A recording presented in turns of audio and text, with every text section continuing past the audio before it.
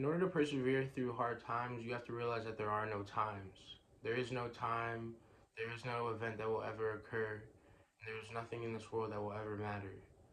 Because the problem with hoping that in the future circumstances will improve, or hoping that things will change to your ideal circumstance from the circumstance that you are at now, and that the events contained in time and space, you hope they matter, you hope they have some purpose to them, you hope existence has some greater plan for you in the end.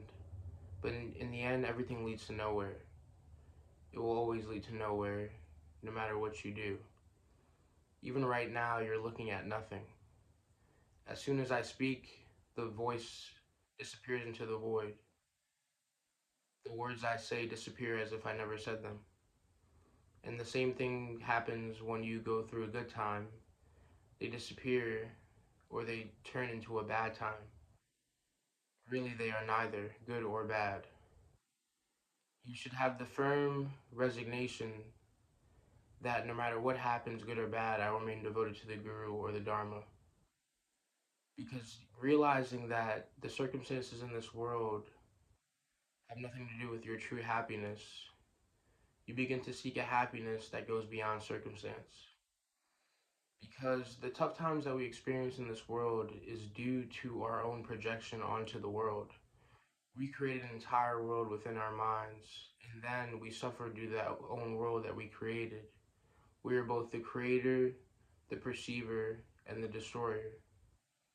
And remaining in the witness of these three states allows us to enjoy existence how it's supposed to be enjoyed, as our own play. Because there's only one in this equation of existence. There's only you, which is God. But the problem is that you get caught up in a certain ideal of heaven or a certain idea of heaven.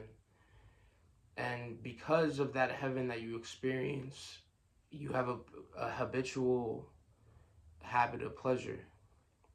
In the sense that this circumstance that you think is so good becomes your own personal heaven. And then if you lose that circumstance, it becomes your own personal hell. But this is not pure perception. Pure perception is being one with whatever is. And this does not mean that you have to force yourself to, when you're in a pile of mud, convince yourself that you're on the beach playing sand. It's to realize that you can also play in the mud. Because this is not about when we're in bad times saying, oh, being falsely positive and saying, oh, you know what? Even though it's bad, I'm going to pretend like it's good so I can force my mind to be happy because the mind is so important anyway. I need to create a positive mindset. And when it's good, we're not going to be anxious and say, oh, I haven't had a lot of good in my life, so bad must be coming. Really, we have to stay in the middle because the mind always likes to go back and forth. The mind always likes to play its games. It always has doubts about the future, doubts about even the now, because the mind is never in the now. The mind is always the mind is always judging what you've done in the past, and it calculates what it thinks you're going to do in the future.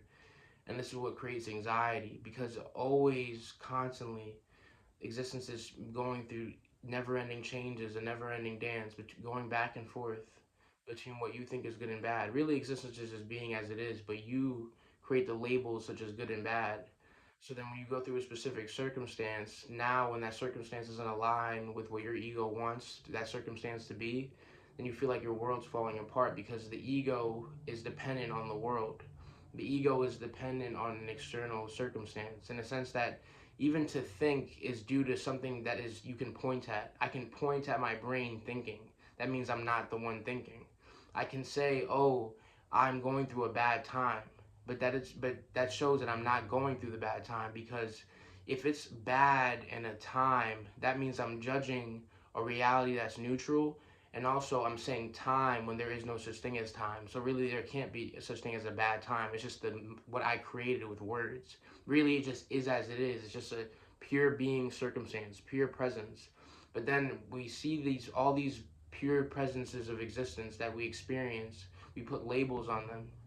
Like there was a story of this sage, Chongyam Trungpa Rinpoche, and he was with his guru, Dilgo Khyentse Rinpoche, and Guru Chongyam, he had pointed at the tree, and he said, actually no, it was Guru Dilgo Khyentse Rinpoche that said, they call that a tree, and Chongyam Trungpa started laughing, and they both were bursting out laughing, and this story is beautiful because what Dilgo Khyentse Rinpoche was pointing out to Guru Chongyam Trungpa, what Guru Dogo Khyentse was saying was that, look, we put so many labels on this tree, and it's hilarious that we really don't know what the hell it is. It just is pure being, and we don't need to know what it is. We just need to experience it and see its beauty.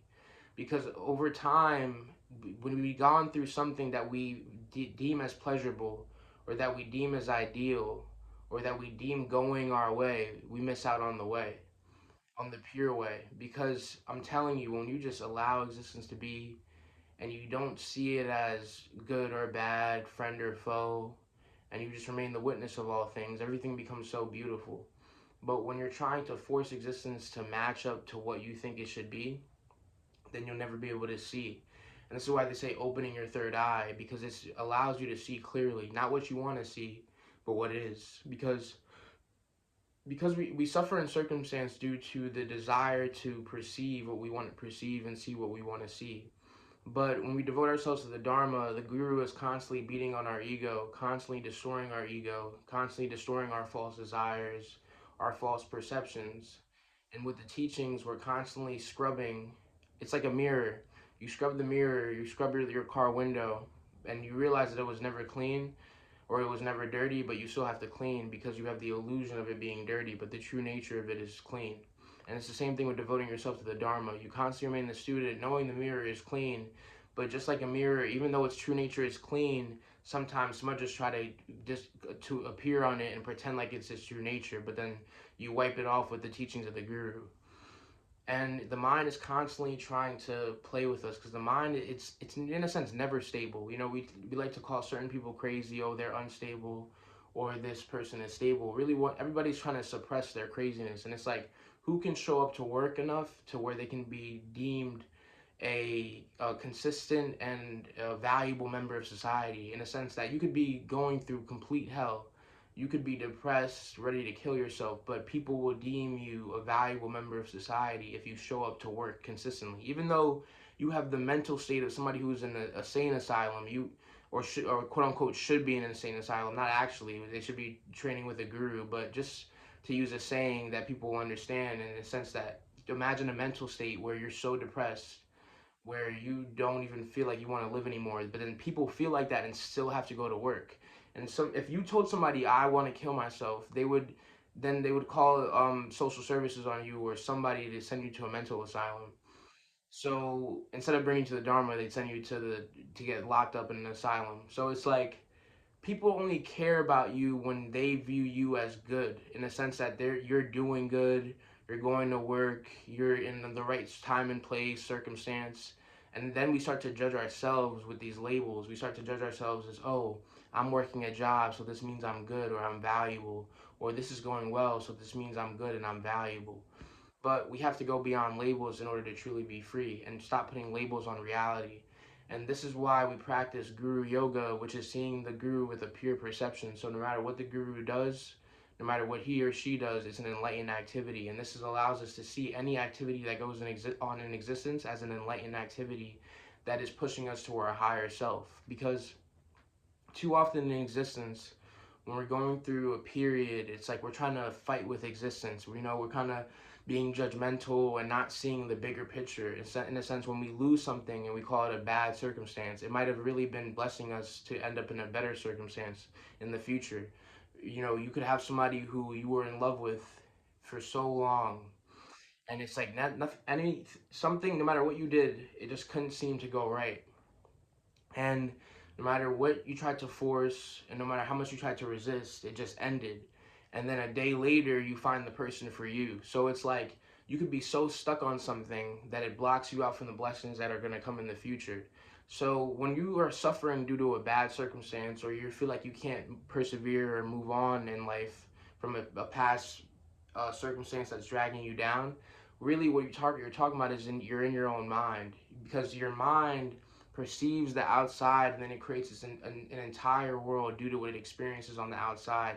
And then it puts in a labels, which we call Maya, on the world. And really, the world is pure, just pure being. It's in the same way, let's say a man, he kept saying that the ocean is blue, but it's not really blue. It's reflected because of the sky. The sky makes the ocean seem blue, but it's not really blue. It's the same way. You keep telling yourself, oh, I'm sad because of this condition. I'm sad because of this state of mind, when really your true nature is clear, but you've been confusing yourself as blue. So realizing our true nature and constantly devoting ourselves to the teachings, constantly remembering the guru in good or bad times, allows us to remember our pure nature. And it allows us to, whatever, no matter what circumstance we're going through, it allows us to stay centered and in the middle, and realizing that the middle way is the way, and not trying to force existence to confine to our way, because there is no us. We're just an illusion.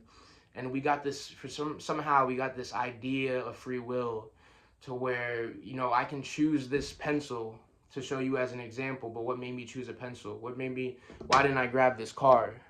And then even if you could say, okay, you just grabbed the pencil because it was closer to you, well, that shows that me grabbing the pencil was based on a condition in place. If the pencil wasn't here and it was a pen, then I would have grabbed something else. So it's based, the action that we do, it's based on time and circumstance. I happen to use a pencil because there wasn't a pen there. You happen to be with that person because there wasn't somebody else there. It's all just circumstance and time and place. Everything is an illusion. You're looking at nothing while looking at everything. And every time you're going through something good, it's like you have this attachment to this heaven that you've created. But like I said before, that only allows you to create your own hell. You should go beyond heaven and hell and stay and remain in nirvana, remain in bliss, which is your true nature. The existence can't harm you when you devote yourself to the Dharma and the Guru's teachings, and constantly remember that you're both beyond good and bad. You have to ask yourself, if I lose everything, so what? If I lose all my friends, so what? If I lose my girlfriend or boyfriend, so what?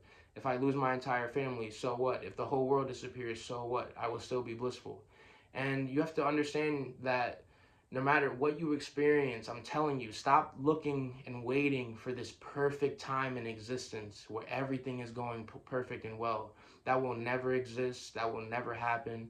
There will never be a time in your life where everything is going smoothly and perfectly, because the mind always tries to make things not perfect. It always tries to judge so it can never see things as they are.